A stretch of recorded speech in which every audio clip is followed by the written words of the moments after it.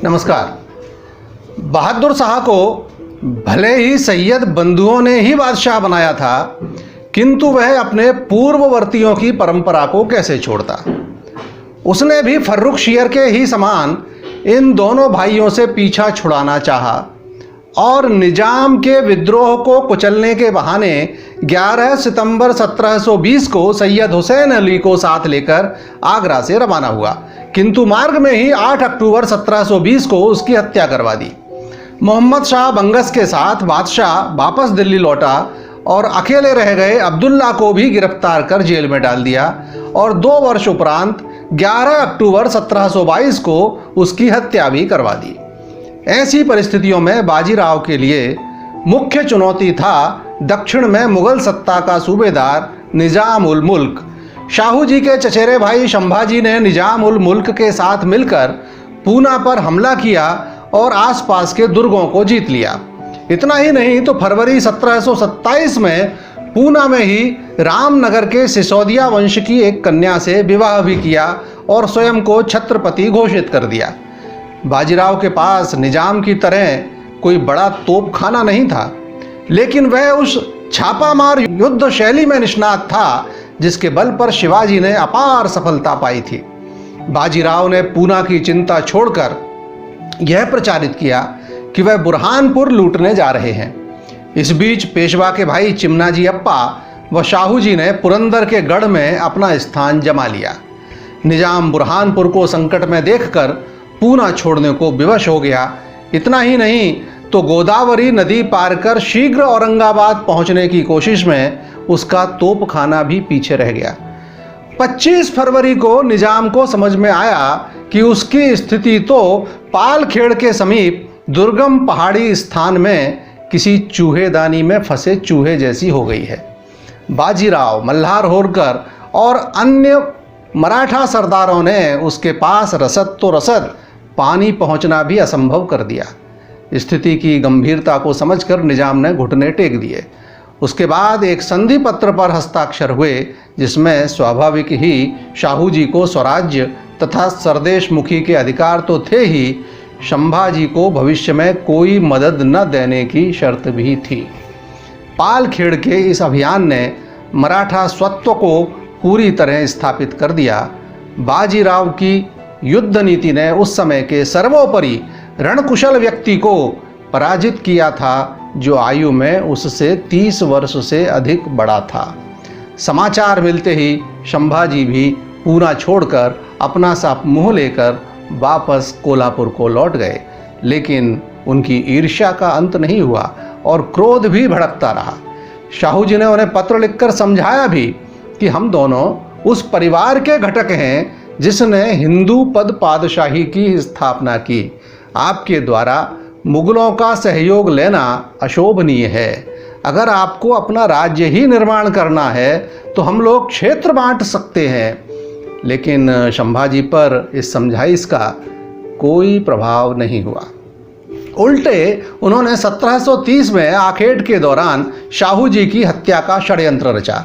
क्रोधित शाहू ने पहली बार उन पर आक्रमण करने का आदेश दिया और वारणा नदी के तट पर सेनापति त्र्यंबक राव दाभाड़े ने संभाजी के शिविर को न केवल नष्ट कर दिया बल्कि परिवार की महिलाओं को भी पकड़ लिया। इनमें संभाजी की पत्नी जीजाबाई व चाची महारानी ताराबाई भी शामिल थीं। एक बार फिर शाहू जी की उदारता प्रकट हुई और उन्होंने सभी महिलाओं का सादर सम्मान किया और उन्हें सकुशल संभाजी तक पहुंचाने की व्यवस्था की। किंतु महारानी ताराबाई, जो कि स्वयं अब तक संभाजी की कैद में ही थीं, उन्होंने शाहू जी के ही साथ रहने की इच्छा व्यक्त की। शाहू जी ने सहर्ष अनुमति तो दी, किंतु उन पर प्रतिबंध भी जारी रखे।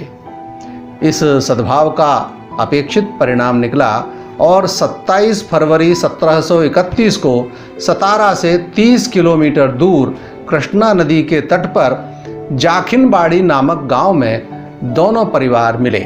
सौजन्य का सार्वजनिक प्रदर्शन हुआ और इस प्रकार गृह युद्ध समाप्त हुआ। पूरे महाराष्ट्र में हर्ष की लहर दौड़ गई। संधि पत्र के अनुसार कृष्णा नदी से तुंगभद्रा नदी के बीच का क्षेत्र संभाजी के अधिकार में दिया गया और उत्तर में सीमा विस्तार हेतु शाहू जी अधिकृत हुए। बाजीराव की प्रतिष्ठा को बढ़ाने वाला और मराठा साम्राज्य की जड़ें उत्तर भारत में पुख्ता करने वाला सबसे महत्वपूर्ण प्रसंग है बुंदेलखंड के वृद्ध महाराज छत्रसाल का वह संदेश जिसमें उन्होंने लिखा था, जो गति भई गजेंद्र की वही गति हमरी आज, बाजी जात बुंदेल की बाजी रखियो लाज। दरअसल प्रतापी किंतु वृद्ध महाराज छत्रसाल रोहेले मोहम्मद खान बुंगश के खिलाफ बचाव की मुद्रा में आ गए थे। संदेश मिलते ही बाजीराव तुरंत 25,000 सैनिकों के साथ महोबा पहुंच गए।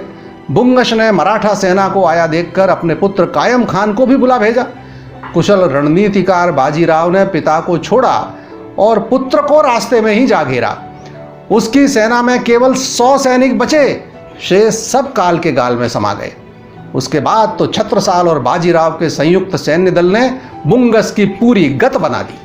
उसके 3,000 घोड़े और 13 हाथी सहित अनेक बहुमूल्य आभूषण उनके कब्जे में आए और उसने लिखित प्रतिज्ञा की कि भविष्य में कभी बुंदेलखंड का रुख नहीं करेगा। छत्रसाल ने बाजीराव का उपकार मानते हुए एक भव्य समारोह में उन्हें अपना तीसरा पुत्र घोषित कर अपने राज्य का तीसरा हिस्सा प्रदान कर दिया, जिसमें आज के कालपी, हटा, सागर, झांसी, सिरौंज, गढ़ाकोटा, हृदयनगर आदि समाहित थे। इतना ही नहीं तो उस समय की परंपरा अनुसार एक मुस्लिम सुंदरी मस्तानी का हाथ भी उनके हाथ में थमाया, जिसे उनकी मुस्लिम उपपत्नी से उत्पन्न पुत्री भी बताया जाता है। बाद में बाजीराव ने उक्त जिलों में से कुछ जिले मस्तानी से उत्पन्न अपने पुत्र शमशेर बहादुर को दिए, जिसने बांदा को अपना मुख्य निवास स्थान बनाया और उसके वंशजों को बांदा का नवाब कहा गया। 1730 में ही एक और बड़ी घटना घटी। पेशवा जिस प्रकार सैन्य अभियानों में स्वयं भाग लेते और यशस्वी होते थे, उससे सेनापति त्र्यंबक राव दाभाड़े को ईर्ष्या होने लगी। उन्हें यह अपने अधिकार क्षेत्र में हस्तक्षेप प्रतीत हुआ। यहाँ तक कि उन्होंने निजामुल मुल्क से गुपचुप वार्ताएं शुरू कर दी और उसके सहयोग से बाजीराव के विरुद्ध सशस्त्र संघर्ष की तैयारी में जुट गए। बाजीराव की प्रसिद्धि से ईर्ष्या के कारण कई बड़े सरदार भी दाभाड़े के साथ हो गए थे। पेशवा बाजीराव की सफलताओं में उनकी सजग गुप्तचर व्यवस्था का बड़ा योगदान रहा है। उन्होंने शाहू जी को जानकारी दी तो शाहू जी ने दाभाड़े को बुलाया भी, लेकिन वह खुली अवज्ञा कर नहीं आया। तो शाहू जी ने विवश होकर पेशवा को गुजरात से दाभाड़े को सतारा ले आने हेतु आज्ञा दी। 10 अक्टूबर 1730 को अपने भाई चिमनाजी अप्पा के साथ बाजीराव ने पूना से प्रस्थान किया। निजाम ने भी दाभाड़े का साथ देने हेतु औरंगाबाद से कूच कर दिया। संघर्ष पर आमादा दाभाड़े बड़ौदा के नज़दीक सावली नामक स्थल पर 40,000 सैनिकों के साथ जम गए। बाजीराव के समझौते के सारे प्रयत्न निष्फल रहे और 1 अप्रैल 1731 को युद्ध के दौरान सर में गोली लगने से त्र्यंबक राव दाभाड़े मारा गया। कहा जाता है कि उसके पक्ष से ही युद्ध कर रहे उसके सगे मामा ने ही उसकी हत्या की थी। संभवतः वह गुप्त रूप से बाजीराव से मिल गया था। उसके बाद बाजीराव तुरंत युद्ध बंद कर वापस सतारा को रवाना हो गए। अपने पुत्र की हत्या से व्यथित दाभाड़े की मां उमाबाई ने शाहू जी से न्याय की गुहार लगाई। वह बाजीराव को दंडित करने की मांग की। उसके बाद जो दृश्य उपस्थित हुआ उसने महाराष्ट्र समाज की मानवीय संवेदनाओं के कई पहलू उजागर किए। शाहू जी की आज्ञा पर भरे दरबार में बाजीराव दोनों हाथ जोड़कर फर्श पर उमाबाई के सम्मुख साष्टांग लेट गए और स्वयं छत्रपति शाहू जी महाराज ने एक तलवार उमा देवी को थमा दी और कहा, अब आपका अपराधी आपके सम्मुख है, आप चाहो तो इसे अपने पुत्र रूप में स्वीकार कर क्षमा कर दो और चाहो तो इसका सर धड़ से अलग कर दो। डबडबाई आंखों से उमाबाई ने तलवार एक ओर फेंक दी और बाजीराव उसके चरणों से लिपटकर बिलख पड़े। इस भावना प्रधान दृश्य को देखकर शूर मराठा सरदारों के वज्र समान हृदय भी द्रवित हो गए। सचमुच इस प्रसंग में छत्रपति शाहू जी महाराज की न्यायप्रियता, पेशवा बाजीराव के निश्चल पश्चाताप व उदार मना माँ के हृदय की विशालता सभी के दर्शन होते हैं। शाहू जी ने तुरंत ही उमा देवी के दूसरे बेटे यशवंतराव को सेनापति नियुक्त कर दिया। यह अलग बात है कि वह नाकारे साबित हुए और भविष्य में गुजरात की बागडोर पिलाजी गायकवाड़ और उनके बेटे ने संभाली, बड़ौदा में जिनका शासन फिर लगातार जारी रहा। 14 फरवरी 1735 को एक और महत्वपूर्ण घटना हुई। पेशवा बाजीराव की बुजुर्ग मां राधाबाई ने तीर्थ यात्रा के लिए प्रस्थान किया। अब इसे बाजीराव का प्रभाव कहा जाए या भारतीय संस्कृति की विशेषता कि वे पूरे भारत में घूमी, हर जगह के राजाओं और मुस्लिम शासकों ने भी उनका ठीक वैसे ही आदर सत्कार किया जैसे वे उनकी अपनी माँ हों। यहाँ तक कि बुंगश और निजाम ने भी। मालवा में मराठाओं के जागीरदार नियुक्त होना दिल्ली के बादशाह को भला कैसे रास आता। उन्होंने जयपुर के महाराजा जय सिंह को अपनी ओर से मालवा का सूबेदार नियुक्त कर मराठों को खदेड़ने का फरमान जारी कर दिया। जय सिंह परेशान, करें तो क्या करें। उन्होंने बादशाह और बाजीराव की भेंट कराने की योजना बनाई और दोनों को जयपुर आमंत्रित किया। बाजीराव किशनगढ़ पहुंच भी गए, किंतु सम्राट ने आने से मना कर दिया।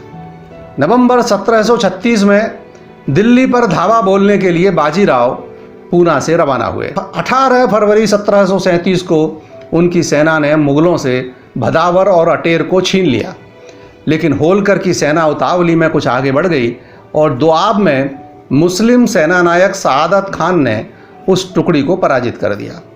उन लोगों को लगा कि यही मराठा सेना थी। वे खुशी मनाते रहे, तब तक बाजीराव दिल्ली जा धमके।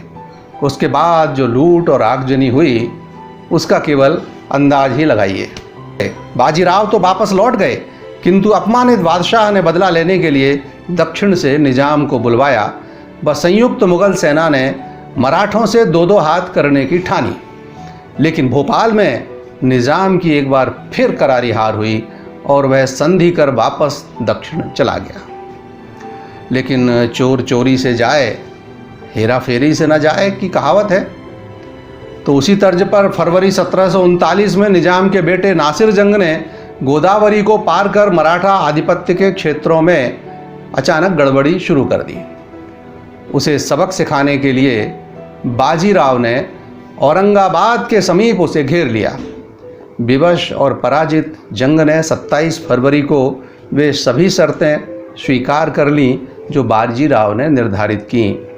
लेकिन जब बाजीराव अपने जीवन के इस अंतिम युद्ध में व्यस्त थे, उनके भाई चिमनाजी अप्पा और बेटे नाना साहब ने उनकी प्रेयसी और पत्नीवत मस्तानी को पकड़कर किसी अज्ञात स्थान पर कैद कर दिया। कहा जाता है महाराष्ट्र का विप्र समाज मस्तानी के घर में रहते उनके भतीजे सदाशिव राव का विवाह व बेटे रघुनाथ राव का उपनयन संस्कार कराने को भी तैयार नहीं था। उन्हें तो बाजीराव की उपस्थिति से भी आपत्ति थी। एक कोंकणस्थ चितपावन ब्राह्मण बाजीराव का मुस्लिम मस्तानी से संबंध भला परंपरावादी ब्राह्मण समाज कैसे सहन करता। मस्तानी को तो मार ही दिया जाता, किंतु शाहू जी महाराज ने इसके लिए कड़ाई से निषेध किया। वे किसी भी कीमत पर बाजीराव का दिल नहीं दुखाना चाहते थे। अतः बाजीराव की अनुपस्थिति में वह मस्तानी को घर से हटाकर ही यह मांगलिक कार्य संभव हुए। हालांकि इन समारोह में स्वयं शाहू जी उपस्थित रहे। युद्ध क्षेत्र से लौटकर बाजीराव अत्यंत अधीर और व्याकुल हो गए। उनकी स्थिति का वर्णन करते हुए 7 मार्च 1740 को उनके भाई चिमनाजी अप्पा ने नाना साहब को एक पत्र में लिखा, मैंने उनके विक्षिप्त मन को शांत करने का भरपूर प्रयास किया, परंतु मालूम होता है कि ईश्वर की इच्छा कुछ और ही है। मैं नहीं जानता कि हमारा क्या होने वाला है।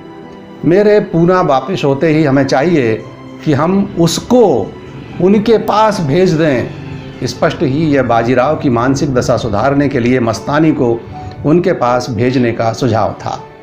अंततः 28 अप्रैल 1740 को यह कोमल हृदय वाला महान योद्धा इस पत्थर दिल दुनिया में एक पत्थर के चबूतरे को ही अपनी अंतिम शैया बनाकर दुनिया से विदा ले गया। इतिहासकारों ने लिखा कि उसकी मृत्यु का समाचार पाकर मस्तानी ने भी प्राण त्याग दिए। पूना के पूर्व में उस छोटे से गांव पवल में उसे दफना दिया गया जो बाजीराव ने उसे प्रदान किया था। आज भी यहाँ बनी है एक साधारण कब्र जो मेरे मत में तो ताजमहल से अधिक प्रेम का स्मारक है। शाहजहां ने तो मुमताज के मरने के बाद उसकी बहन से शादी कर सुखपूर्वक दिन गुजारे थे, जबकि बाजीराव और मस्तानी तो एक दूसरे के विछोह को सहन ही नहीं कर पाए और दूसरी दुनिया में साथ रहने को यह फानी दुनिया छोड़ गए। काश हिंदू समाज में कुछ औदार्य होता तो क्या मुस्लिम समस्या बची होती। नमस्कार बंधु।